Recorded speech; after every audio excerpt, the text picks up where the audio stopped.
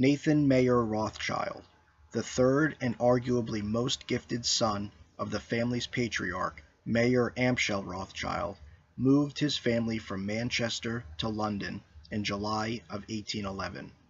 He was originally sent to Manchester by his father to help smuggle much-needed commodities across the Channel into Europe during Napoleon's blockade. These supplies mainly consisted of textiles, but soon expanded to wheat, dye, other war stuffs, and wine. By this time, Mayer had become Prince William of Hesse-Kassel's personal court factor and chief financial advisor. However, the prince had a problem that he could no longer ignore. By 1811, Napoleon had had enough of Prince William's attitude toward the war. William was loaning large amounts of soldiers to England to fight against Napoleon. Napoleon stated that it was his object to remove the House of Hesse-Kassel from rulership and to strike it out of the list of powers. Upon hearing this, Prince William fled Germany for Denmark and entrusted his tangible fortune, valued at over £3 million at that time, to Mayer Rothschild for safekeeping. Mayer promised the prince that this money will in fact be invested in the British stock market.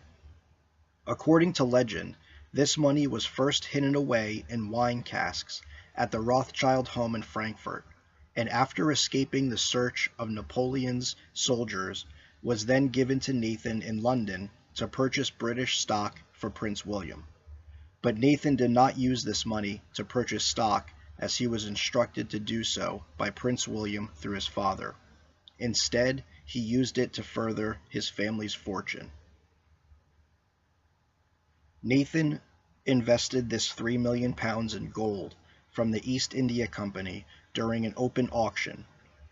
Many other financial houses made a bid on the gold, but Nathan, using Prince William's $3 million, secured the highest bid. Nathan knew this gold would be needed for Sir Wellington's campaign against Napoleon in Portugal.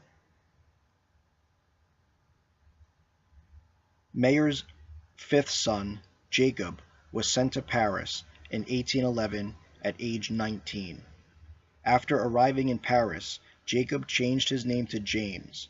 His objective was to secure the gold sent by Nathan in London to pay for Wellington's troops in Europe.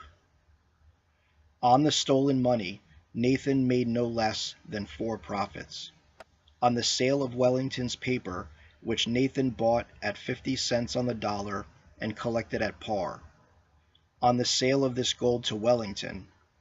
On its repurchase. On forwarding it to Wellington on the peninsula.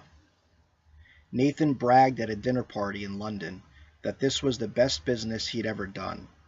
Little did he know that he would do even better business in the near future.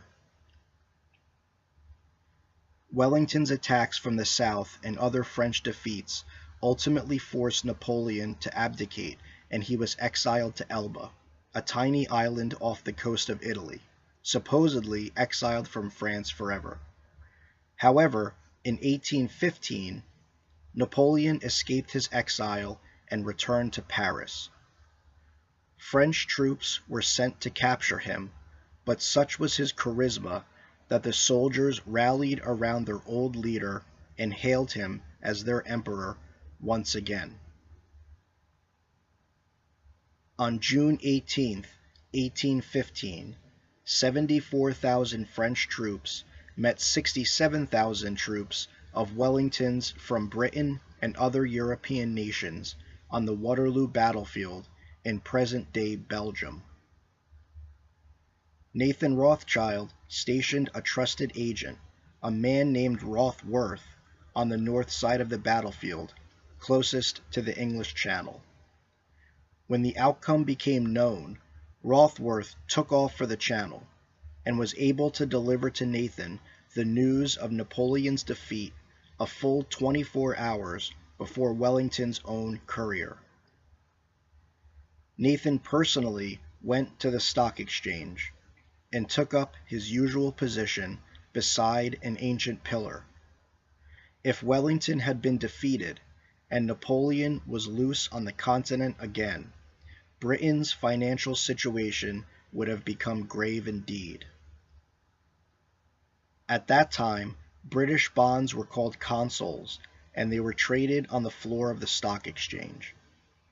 Nathan instructed all his brokers on the floor to start selling consols.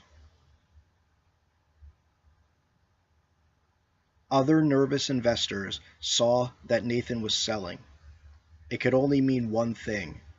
Napoleon must have won, Wellington must have lost. This caused the market to plummet. Soon everyone was selling their consols, and prices dropped sharply. In the midst of the panic, Nathan started secretly buying consols through his agents for only a fraction of their worth. He instructed his brokers to purchase all the consols they could lay their hands on. When news came through that the British had actually won the war, the consols went up to a level even higher than before. This left Nathan with a return of approximately 20-1 on his investment. When Prince William returned to Hesse-Kassel, he summoned Mayor Rothschild and demanded his money back.